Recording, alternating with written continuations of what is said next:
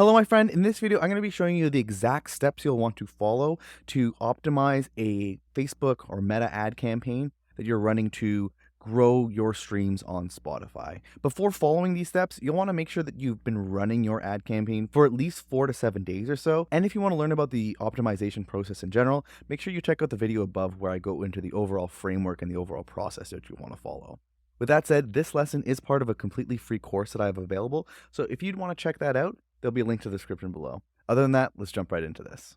So the number one thing that you'll want to make sure that you have in place before moving to optimize your Spotify ad campaigns is you're going to want to make sure that you've been running that Meta ad campaign for at least 4 days to make sure that you've given Meta enough time to optimize itself with its machine learning algorithms to optimize the ads for you. And you're going to want to make sure that you have enough time to have enough data collected for you to be able to make the right calls here.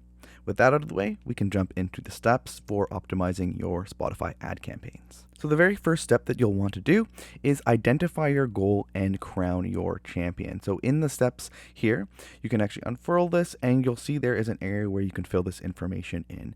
So a very good first example, and the goal that you most likely will have, is to get more results with a lower cost per result.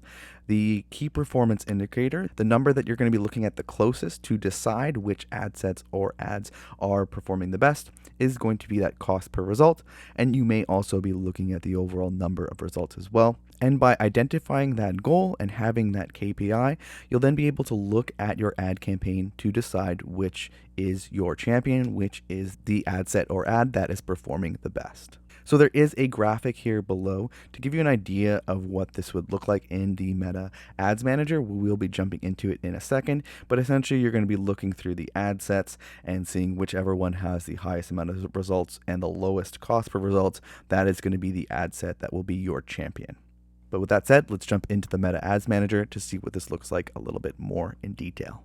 So inside of the Meta Ads Manager, as you may know, it is broken down from campaigns. Within campaigns, there are ad sets, and within those ad sets, there are the ads. So you'll want to open up the campaign that you are looking to optimize, and you'll then be able to see the ad set that you have here, the several different ad set variations that you are running.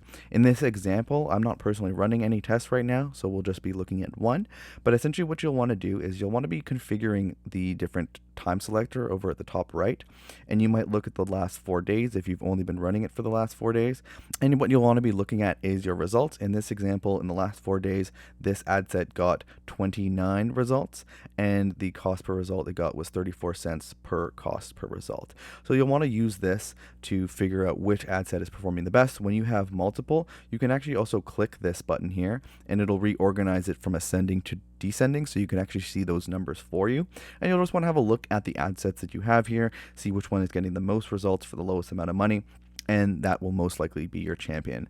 A bit more of advanced stuff that you can do to help identify is you may also want to just look at the last 2 days as well, because it may be possible that in the first couple days that Meta was running its own tests and optimized itself in the last 2 days or the last few days. So you may want to look at more recent data to see if there's a trend, if that changes any of the results. That could also color how you want to decide on which ad set is your champion. In addition to that, you do also want to have a look at both the results and the cost per result. If you are doing manual optimization, then each ad set should be getting the same amount of budget, but it could be possible for one of the ad sets to have like 0.10 cents per result, but it only spent 10 cents.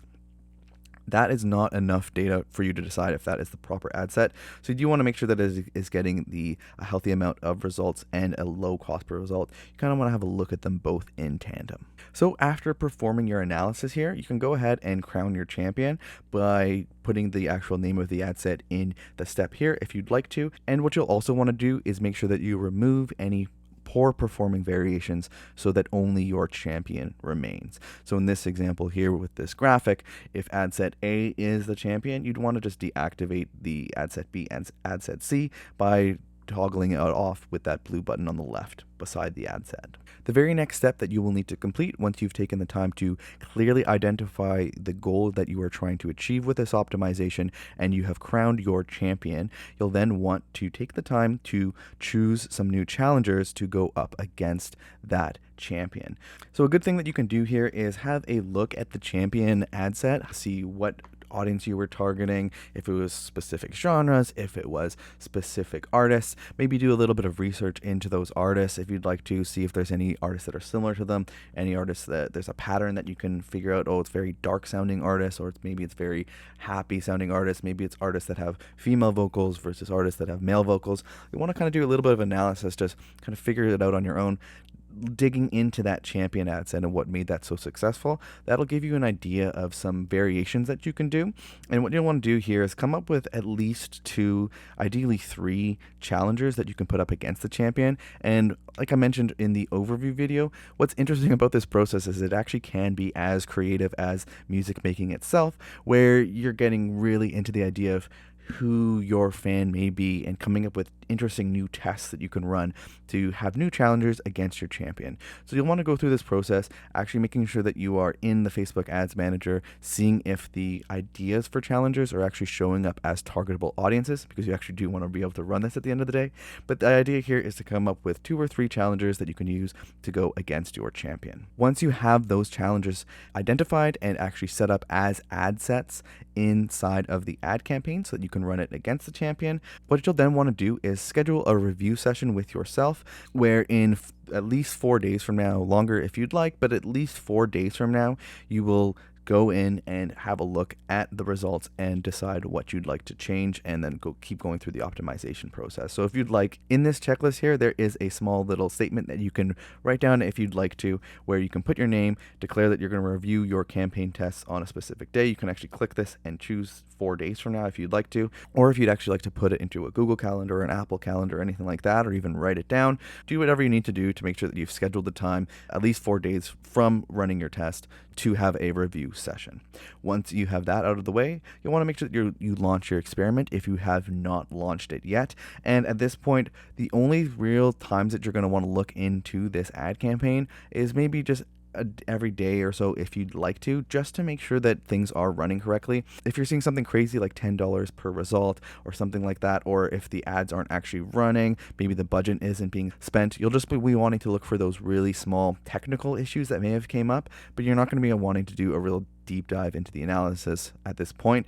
You just want to make sure that things are running correctly. You want to sit back and relax and do that really intense analysis work on that 4th day. And lastly, you can move on to step 5. When you have waited enough time for the data to be collected, what you'll want to do is review the results at that review time that you scheduled in step 3. You're going to essentially go through this process again, where you're going to choose a new champion based on the KPI that you selected in step 1. So at this point, what you'll be doing is doing the same review process and finding what the new champion is. Is it the same champion as before? Have you created a new ad set that has created a new champion that's performing better? That's the analysis that you're going to want to perform right here. You'll then want to go through that process of removing any poor performers, so making sure that only the champion ad set is running. And then you're going to want to just go through this whole process again, where you're going to introduce new challengers and launch a new test. The more tests that you run, the more likely you'll be able to find that new champion that's performing even better than the one before. Keep running these tests, finding new champions that are performing better and better. And through this process, you'll be able to lower the amount of money that you're spending on your ads, while also increasing the amount of results that you're getting. You'll also want to, again, make sure that you're following the principles that I mentioned in the video above, always making sure that you are cross-referencing the results that you're getting inside of Meta, inside of the Spotify for Artists dashboard, and following this testing procedure, this framework, as closely as you can. So with that said, there is a lot of wiggle room here. So if you want to start with this process and start adapting your own way as you go along, that's of course encouraged. Just make sure that you're following some of the basic principles of making sure that you're optimizing for increased streams and you are not optimizing for increased bots or click farms or anything useless that might look nice inside of the Meta Ad Manager, but is ultimately not getting you any new fans, any new listeners, any new streams.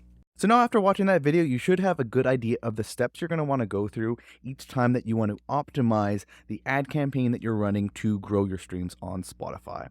If you'd like to learn more about this topic, This lesson is part of a completely free course that you can check out. There'll be a link in the description below if you would like to get that for free.